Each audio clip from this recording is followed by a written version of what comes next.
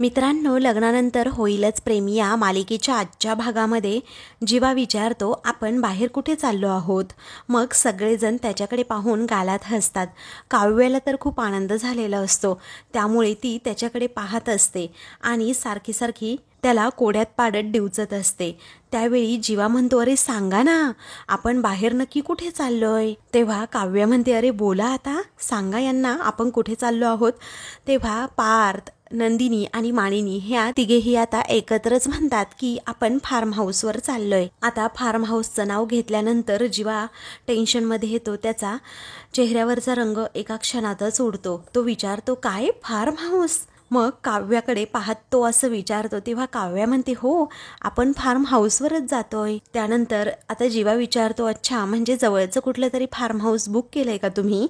मग पार्थ म्हणतो, अरे जवळचं कशाला, अरे आपलं स्वतःचं आहे ना फार्म हाऊस, तिकडेच आपण जातोय. हे ऐकल्यानंतर आता अजूनच जीवाला टेन्शन येतं आणि तो अगदी काव्याकडे पाहू लागतो. कारण त्याला माहीत असतं की तिथे काव्याचे माझे फोटो आहेत. आम्ही तिथे अॅनिव्हर्सरी सुद्धा सेलिब्रेट केली होती आणि माझ्या पूर्ण रूममध्ये फक्त काव्यासाठीचे गिफ्ट होते. मग आता पार्थ म्हणतो की दुसरं कुणाच्या फार्म हाऊसवर आपण जातच नाही आहोत बाळा, आपलं आहे ना फार्म हाऊस, मग कशाला दुसरीकडे जायचं उगीच. तेव्हा नंदिनी म्हणते, हो, तुमचं ते पनवेलचं फार्म हाऊस नाही का, तिथे आपण सर्वजण मिळून तुमचा वाढदिवस पनवेलच्या फार्म हाऊसवरच करणार आहोत. असं अगदी ती हसूनच सांगते, तरीही जीवाला आनंद होत नाही. मग काव्या जीवाकडे पाहून हसते. मग जीवाला आठवतं, जेव्हा अॅनिव्हर्सरी सेलिब्रेट करण्यासाठी आम्ही गेलो होतो तेव्हा काव्या विचारते, काय अरे कुणाचं घर आहे हे, इकडे कशाला घेऊन आलास तू जीवा मला एवढ्या लांब. मग तो म्हणतो, अगं काव्या, आपलंच फार्म हाऊस आहे हे, आता ये बरं. असं म्हणून तो डायरेक्ट फार्म हाऊसमध्ये जी त्याची रूम असते ना, त्याच रूममध्ये तिला घेऊन जातो. तर काव्याचे अनेक फोटो तेथे असतात. त्याचबरोबर काव्याला त्याने खूप छान असं सरप्राईज दिलेलं असतं. पूर्ण रूम ही अगदी हार्ट शेपच्या रेड कलरच्या बलूनने सजवलेली असते. त्याचबरोबर काव्याचं अगदी छान असा मनमोहक फोटो देखील तेथे खूप मोठी फ्रेम करून त्याने लावलेला असतो. आणि 365 दिवसांचे ते 365 गिफ्टसुद्धा काव्यासाठी त्याने तेथे ठेवलेले असतात. हे सगळं आठवल्यानंतर आता जीवाला प्रश्न पडतो की कसं करायचं आता. त्याच्या डोक्यातच मुंग्या येतात. तो म्हणतो, काय म्हणजे यांना सुद्धा आता हीच जागा मिळाली का. कारण फार्म हाऊसमध्ये माझ्या आणि काव्याच्या प्रेमाच्या एवढ्या खुणा आहेत की सगळ्यांना लगेचच तेथे गेल्यानंतर समजेल. तर आता जीवाचा पडलेला चेहरा पाहून काव्या मनात म्हणते, नशिबाने सुद्धा माझीच साथ द्यायचं ठरवलंय. कारण सगळ्यांनी बरोबर अशीच जागा निवडली आहे जिथे माझ्या आणि जीवाच्या अगदी सगळ्या आठवणी आहेत. आणि आता तर माझं काम अजूनच सोपं होणार. त्यानंतर जीवा आपला प्लॅन बदलण्याचा विचार करतो आणि सर्वांना त्याच्याबद्दल सांगणार असतो की मी काय म्हणतोय ऐका ना जरा. मग काव्याचं मध्ये बोलते आणि म्हणते, जीवा तुम्ही ना आता काही बोलायचं नाही हा, अजिबात नाही प्लीज, कारण मला तर खूप आवडतात असले फार्म हाऊस. तेव्हा जीवाला आता खूपच राग येतो आणि तो रागातच म्हणतो की पण मला नाही ना आवडत. असं म्हणून तो लगेच आपला टोन बदलतो आणि म्हणतो, मला नाही आवडत हे. तर सगळेजण आश्चर्याने त्याच्याकडे पाहू लागतात. तर आता जीवाची होणारी ही तगमग तळमळ पाहून काव्या त्याच्याकडे पाहत राहते. मग त्यानंतर तो एक्सप्लेनेशन देऊ लागतो की ॲक्च्युली मला फार्म हाऊसवर जाण्याचीच इच्छा नाही आहे. आता विषय संपला असं म्हणून तो टाळतच तेथून निघालेला असतो.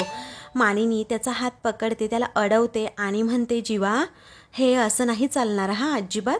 अरे फार्म हाऊसवर जायला अगदी एका पायावर तयार असायचास तू आणि किल्लीसुद्धा अगदी स्वतःकडे ठेवायचास. कारण मनात आलं की निघालस तू फार्म हाऊसवर. मग आजच अगदी काय आहे असा जीवाला जेव्हा मानिनी प्रश्न करते तेव्हा जीवा काव्याकडे पाहतो. मग नंदिनीलाही प्रश्न पडतो. अचानक जीवाला असं झालं तरी काय, ती त्याच्याकडे पाहतच राहते.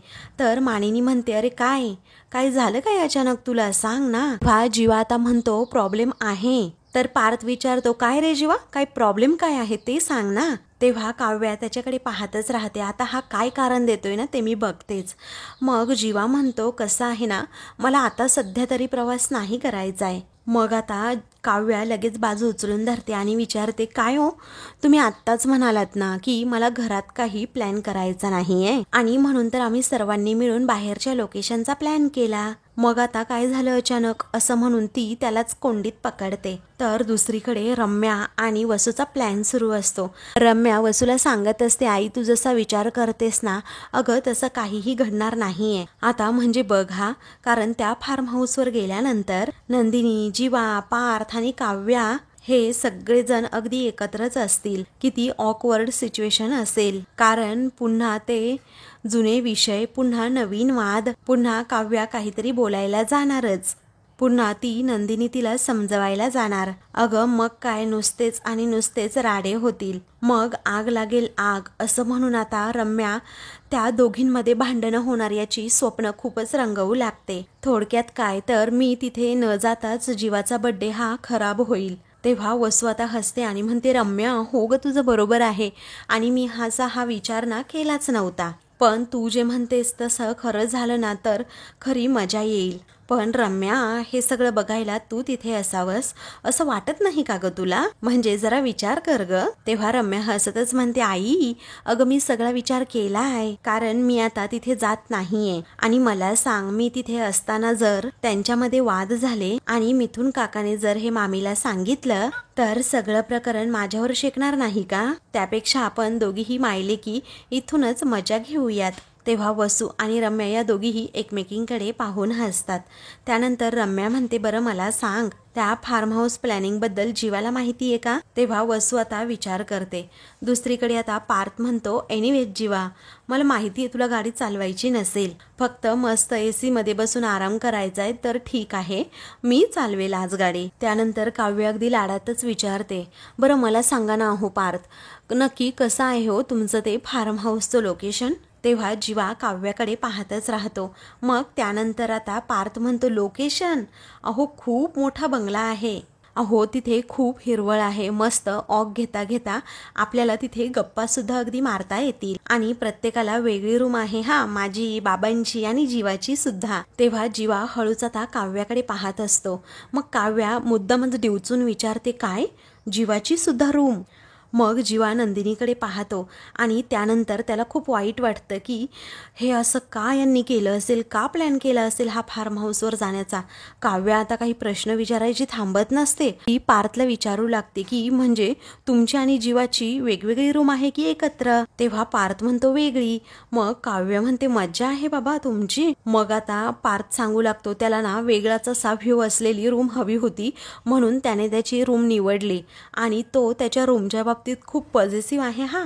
तेव्हा काव्य विचारते, हो काय सांगता? पार्थ म्हणतो, हो तो त्याच्या रूम मध्ये कुणालाही म्हणजे कुणालाही जाऊ देत नाही. मग आता काव्या म्हणते, जीवा देशमुख तुमचं ना काहीतरी टॉप सिक्रेट आहे वाटतं त्या रूम मध्ये. जीवा आता खूपच घाबरतो, सारखा सारखा काव्याकडे आश्चर्याने पाहतो.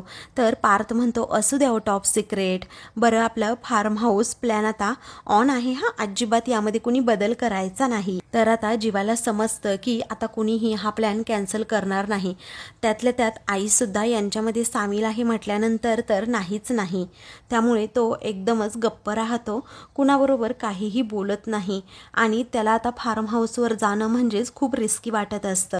त्यानंतर जीवा आता जरा घाबरलेलाच असतो. तो पुन्हा पुन्हा म्हणण्याचा प्रयत्न करतो की नको ना, उगीच कशाला आपण तिकडे जायचं, नंदिनीची तब्येत आता कुठे सुधारतीये, आता उगीच प्रवास करायचा, कसं बरं ते. मग आता काव्या म्हणते, अरे वा छानच हा जीवा, तुम्ही ना अगदी लव्हर बॉय आहात हा, आणि हजबंड ऑफ द इयर हा अवॉर्ड तुम्हाला खरं तर द्यायला हवा. अहो किती काळजी आहे हो तुम्हाला माझ्या बहिणीची. असं म्हणून ती कुणालाही कळू न देता जीवाला टोमण्यावर टोमणे मारत असते आणि त्याच्याकडे थोडी रागात पाहते. आणि ही गोष्ट फक्त जीवाला समजत असते, तर बाकी सर्वजण फक्त एन्जॉय करत असतात. त्यानंतर आता काव्या विचारते, काय ग ताई, तुला बरं नाही असं म्हणायचंय का तुला? आता खरं सांग बरं. मग आता नंदिनी काहीच बोलत नाही.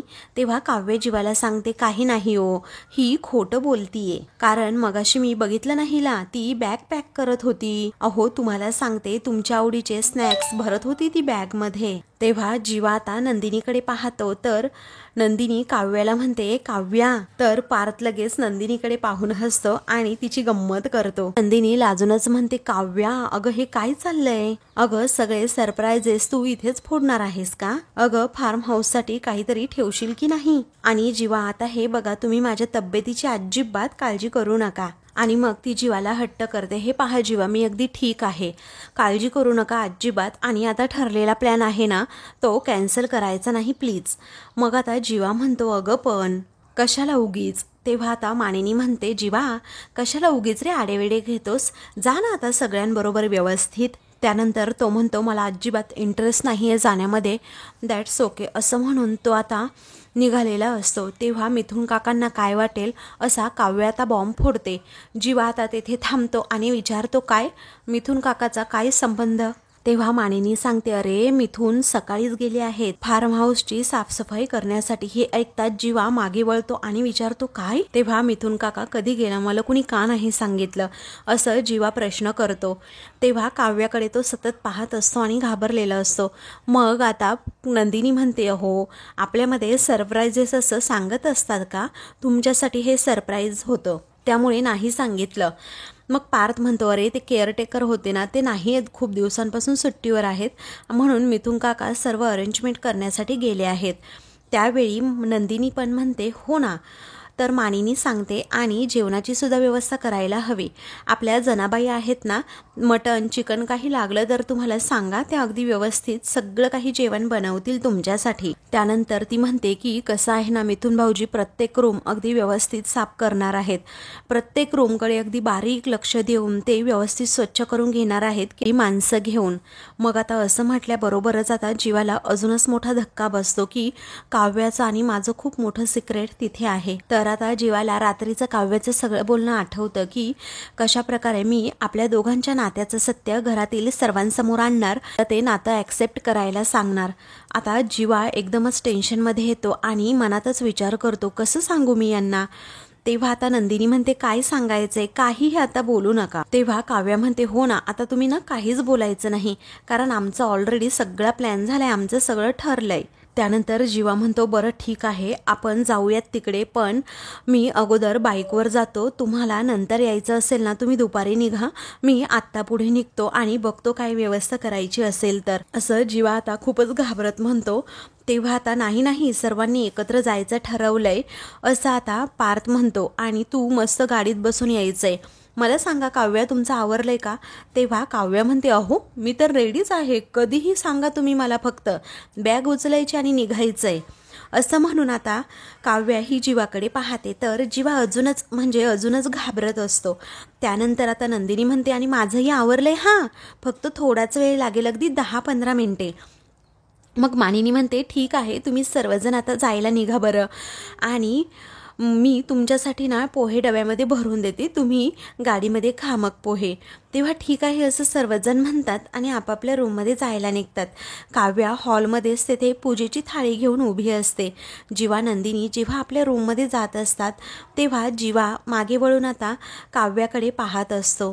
तेव्हा काव्या मात्र त्याच्याकडे पाहून हसत असते. त्यानंतर तिला आता जीवाबद्दलच वाईट वाटतं. ती म्हणते, सॉरी जीवा, तुला असं टेन्शनमध्ये पाहून मला पण अगदी टेन्शनच आले, आणि तुला असं नाही मी पाहू शकत अगदी टेन्शनमध्ये, कारण माझं तुझ्यावर अजूनही तितकंच प्रेम आहे जेवढं तू माझ्यावर करतोस ना तेवढं. पण बस झालं आता, आपल्या चौघांचीही या जबरदस्तीच्या नात्यातून, या लग्नातून मला मुक्तता करायची आहे. आणि आता ना फक्त आणि फक्त काही तास मग सर्वांनाच कळेल खरं नक्की काय आहे आणि काय नाही. इकडे जीवा आणि नंदिनी हे दोघेही आता बॅग भरत असतात. जीवा पटकन कपडे चेंज करतो आणि म्हणतो, ए बाई कुठे साडी वगैरे घालत बसलीस, एखादी कुर्ती वगैरे असेल तर घाल ना, कशाला ही साडी पाहिजे ग तुला सारखी सारखी.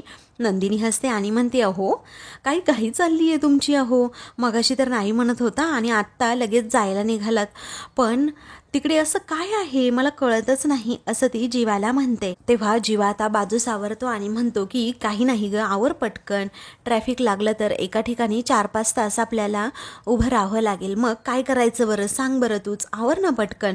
तेव्हा नंदिनी म्हणते, अहो ठीक आहे. तर जीवा म्हणतो, हे बघ मी बाहेर वाट पाहतोय, तू पटकन आवरून. नंदिनी ठीक आहे असं म्हणते आणि दरवाजा लावून घेते. जीवा बाहेर उभा असतो. तेव्हा आता तो म्हणतो की माझ्या अगोदर मिथून काका गेला तर वाट लागेल सगळे, आणि यांना माझा वाढदिवस असा फार्म हाऊसवर सेलिब्रेट करायला कुणी सांगितलं होतं, असं म्हणून तो वैतागतो आणि मिथूनला कॉल करत असतो. परंतु मिथूनचा फोनच आता नॉट रिचेबल लागतो, त्यामुळे जीवाचं टेन्शन अजूनच वाढतं. मग तो म्हणतो की अरे यार, या फार्म हाऊसला ना नेटवर्कच नाही आहे, तिथे अजिबात नाही आहे. मग आता त्याच्या लक्षात येतं काका तिथे पोहोचला सुद्धा असेल. इकडे पार्थ आता आपल्या बॅग्स ठेवत असतो, त्याच वेळी आता जीवा धावत तेथे येतो आणि म्हणतो चल चल, अरे बस पटकन तू गाडीमध्ये दादा. मग त्यावेळी पार्थ आता आश्चर्याने विचारतो, रे काय एवढी घाई आहे? जीवा म्हणतो त्या दोघी गेल्या कुठे, त्यांना बोलव की पटकन इकडे. मग आता पार्थ म्हणतो येतील रे त्या दोघीही. मग जीवा सारखीच चावी मागत असतो. मग पार्थ म्हणतो नाही, मी ड्राईव्ह करणार आहे, तू शांतपणे निवांत एसीत बसायचे आज, कारण येताना तू गाडी चालवू शकतो, आम्हाला बड्डे बॉयला थकवायचं नाही आहे. तर पार्थ ऐकायला तयारच होत नाही, मी गाडी चालवणार फुल अँड फायनल, असं म्हणून तो जीवालाच गप्प करतो. तर आता इकडे नंदिनी जीवासाठी सलवार कमीज घालते, छान असे केस मोकळे सोडते आणि एका हातात घड्याळ घालते आणि ब्रेसलेटसुद्धा. तेव्हा ती खास जीवासाठी तयार होत असते आणि छान अगदी तयार झाल्यानंतर ती आरशात पाहते आणि तिला आता स्वतःच ती आवडू लागते. त्यानंतर मानिनी आता तेथे येते आणि नंदिनीला असं सलवार कमीजमध्ये पाहत तिला आश्चर्याचा धक्काच बसतो. ती म्हणते अगं नंदिनी, किती छान दिसतीयस तू, खूप सुंदर दिसतीयस, हा कोणाचीच नजर नाही लागायला हवी तुला. आणि अजून एक, तू जीवासाठी खास तयार झालीस ना? मग आता ती म्हणते नाही हो आई, तसं नाही काही. नंतर मानिनी म्हणते खरंच आता ना जीवाची विकेट पडणार आहे, वाढदिवसाच्या निमित्ताने का होईना हा छान बदल आहे हा तुझ्यात, हे सलवार कमीज असंच घालत जा तू नेहमी, कारण त्या साडीमध्ये ना तू अगदी पोतकं दिसते, पोतकं. तेव्हा नंदिनी हसते आणि म्हणते आई, तेव्हा जीवा कुठे आहेत असं ती विचारते. मग जीवा तर कधीच पार्थला घेऊन तिथे गाडीजवळ उभा राहिलाय तुम्हा दोघींची वाट बघत, असं आता मानिनी म्हणते. त्यावेळी आता नंदिनी म्हणते हो जायला हवं ना मग मला सुद्धा. मानिनी सांगते हे बघ नंदिनी, लग्नानंतर तुम्ही चौघे असेच कुठेच बाहेर निवांत भेटायला नाही गेलत, आता छान मन मोकळेपणाने खूप असा एन्जॉयसुद्धा करा. तेव्हा नंदिनी म्हणते आई, लग्नानंतरचा हा जीवांचा पहिलाच बड्डे आहे आणि आय होप तो अगदी छान साजरा होईल. तर मानिनी म्हणते छान होईल, सगळं अगदी मस्तच होणार आहे, तू अजिबात म्हणजे अजिबात काळजी करू नकोस. आता चल चल, तो आरडाओरडा करत असेल, मस्त आवर आणि खाली ये. तेव्हा आता ठीक आहे असं नंदिनी म्हणते. इकडे आता काव्यसुद्धा तयार झालेली असते आणि ती देवासमोर बाप्पासमोर हात जोडते आणि म्हणते देवा, आज मी माझ्या मनातलं सगळ्यांना सांगणार आहे जीवाच्या आणि माझ्या नात्याबद्दल, कारण मी असं मन मारून नाही जगू शकत. तेव्हा तिला आता त्या सगळ्या गोष्टी आठवतात की जीवा लग्नाच्या दिवशी म्हणजे आणि पार्थच्या लग्नाच्या दिवशी म्हणाला होता की आज आपण तुझ्या बाबांना सगळं काही सांगून टाकूयात, म्हणजे आपलंही लग्न लवकर होईल. तरीही मी नकार दिला होता, कारण सर्वांना उगीच धक्का बसेल. आणि त्यानंतर ताई किडनॅप झाली आणि बाबा चक्क माझ्या पाया पडले आणि मला पार्थबरोबर लग्न करावं लागलं, ते सुद्धा नाईलाजाने. त्यामुळे सगळं काही अगदी विस्कटून गेलं. या सगळ्या गोष्टी आता तिला आठवल्यानंतर त्रास होऊ लागतो आणि मग ती बाप्पाकडे प्रार्थना करू लागते, बाप्पा सगळं काही विस्कटलेलं असेल तरीही माझ्या आयुष्याची घडी मला बसवायची आहे, ती पण फक्त आणि फक्त जीवाबरोबर. आज रात्रीचा वाढदिवस जीवाचा ना सगळ्यांच्या लक्षात राहील असा मी सेलिब्रेट करण्याचं ठरवलंय. आमच्या नात्याबद्दलचं सत्य मी सर्वांना सांगणार, म्हणजे सांगणारच. जे नाव जीवाने त्याच्या मनावर छातीवर कोरलंय ते नाव सगळ्यांना आज समजणार आणि जे के मधली काव्य म्हणजे मीच आहे हे सगळ्यांना कळेल. इकडे आता जीवा वाट बघत असतो कधी एकदा नंदिनी येते. मग आता त्याने जे शर्ट घातलेलं असतं ना, त्या शर्टचं वरचं बटन जरा उघडं असतं आणि त्याच्या छातीवर काव्याचं नाव कोरलेलं असतं. ते नाव आता त्याला पुन्हा एकदा दिसतं, ते पण गाडीच्या आरशामध्ये. मग आता त्या नावाकडे तो सतत पाहत राहतो आणि त्याला खूप वाईट वाटतं की कशा प्रकारे मी काव्याचं नाव इथे छातीवर कोरून घेतलं होतं, गोंदवून घेतलं होतं. पण त्याला आरशामध्येच दिसतं की नंदिनी आता इकडे येतीये, म्हणून तो जरा घाबरतो आणि ती त्याच्याजवळ येताच तो शर्टचं बटन लावून टाकतो, जेणेकरून नंदिनीला ते नाव दिसू नये ना यासाठी. आणि तिच्याकडे तो आता मागे वळून पाहतो आणि तिच्यावरून नजरच त्याची हटत नाही. कारण नंदिनीने तिचा पूर्ण लुकच चेंज केलेला असतो। सुंदर असा ड्रेस घालून तेथे आलेली असते, त्यामुळे जीवाची नजर तिच्यावरून हटतच नाही। मग दोघेही एकमेकांकडे आता खूप वेळ पाहत असतात। तेव्हा तो नकळतपणे पटकन बोलून जातो की छान दिसतीयेस। मग नंदिनी सुद्धा गोड लाजते आणि म्हणते, अहो हेच, पण जरा हसून म्हणा ना, अहो काय झालंय, जरा हसा की, कारण आपल्याला फार्म हाऊसवर जायचंय। तेवढ्यातच काव्य आता समोरून येते, तर जीवा धक्क्यानेच तिच्याकडे पाहत राहतो, कारण काव्य कधी काय बॉम्ब फोडेल याचा धसकाच जीवाने आता घेतलेला असतो। त्यामुळे काव्य येतात त्याचा चेहरा पडतो आणि तो तिच्याकडे पाहत राहतो, परंतु काव्य खुश असते आणि ती जीवाकडे हसतच पाहते। तेवढ्यातच पार्थ सुद्धा तेथे येतो आणि नंदिनीकडे पाहतो, कारण नंदिनी ड्रेसमध्ये छान दिसत असते आणि तिने लुक पूर्णपणे चेंज केलेला असतो। काव्य एक्साइट होतच म्हणते, अरे चला निघूया का आपण फार्म हाऊसला, मी तर खूप एक्साइट आहे बाबा। तेव्हा जीवा आता नंदिनीकडे मागे हसत पाहतो आणि मग नंतर काव्याकडे सुद्धा। तेव्हा आता पार्थ म्हणतो, मी सुद्धा खूप एक्साइटेड आहे हा, असं म्हणून तो काव्याला कमेंट पास करत म्हणतो, खूप सुंदर दिसताय हा तुम्ही। तर जीवा दोघांकडे पाहतच राहतो, तर काव्याच्या चेहऱ्यावरचा रंगच उडतो। त्यानंतर पार्थ आता नंदिनीला विचारतो, काय नवीन लुक, हा फार्म हाऊस साठी नवीन लुक आहे की या बर्थडे बॉय साठी? मग नंदिनी काहीच बोलत नाही, ती फक्त लाजत असते, तर पार्थ अजूनच तिची गंमत करतो। तेव्हा आता जीवा सर्वांना म्हणतो, काय गप्पा मारत बसलात, चला बरं, असं म्हणून तो आता गाडीत बसतो। तर काव्य सुद्धा त्याच्या पाठोपाठ गाडीत बसते आणि खूपच खुश असते। जीवा आता खूपच घाबरलेला असतो, तो म्हणतो, पार्थ दादा चल चल लवकर घे गाडी, मॅपवर फक्त 2 तास दाखवते आणि ट्रॅफिक सुद्धा नाहीये, अगदी सुसाट घ्यायची हा गाडी। मग आता पार्थ म्हणतो, गाडी, अरे विमान उडवतो की नाही बघच आता। तर काव्य म्हणते, काय गंमत आहे ना, लग्नानंतर आपण पहिल्यांदाच असे सर्वजण एकत्र चाललो आहोत आणि आल्यानंतर सर्वांचाच मूड अगदी चेंज झालेला असेल। काव्याचं हे टोमण्याचं बोलणं आता जीवाला समजतं, बाकी कुणालाही नाही। मग काव्य गणपती बाप्पा आणि सर्वांना मोरया असं म्हणायला सांगते। पार्थ गाडी स्टार्ट करतो, तर सर्वजण आता फार्म हाऊसच्या दिशेने जायला निघतात। तर आता मित्रांनो, पुढील भागामध्ये सर्वजण फार्म हाऊसवर पोहोचवतात। तेव्हा नंदिनी म्हणते, मिथुन काकांनी अगोदरच येऊन जीवांची रूम सजवली, किती छान झालं ना। तेव्हा जीवाच्या डोळ्यात पाणी येतं, तो घाबरतो। तेव्हा जीवा मनातच म्हणतो, म्हणजे माझे आणि काव्याचे फोटोज मिथुन काकांनी पाहिले असतील। तर जीवा आता धावतच आपल्या रूमकडे जायला निघतो। काव्य आता म्हणते, खोलीत गेल्यावर सगळ्यांना सत्य समजेल, इकडे मिथुन हा रूम मध्ये असतो। तेवढ्यातच जीवा तेथे जातो, त्या पाठोपाठ काव्य, नंदिनी, पार्थ येतात आणि त्या सगळ्यांना रूम पाहून धक्का बसतो। अशाच मालिकेंचे पुढील भाग पाहण्यासाठी चॅनलला सबस्क्राईब करा।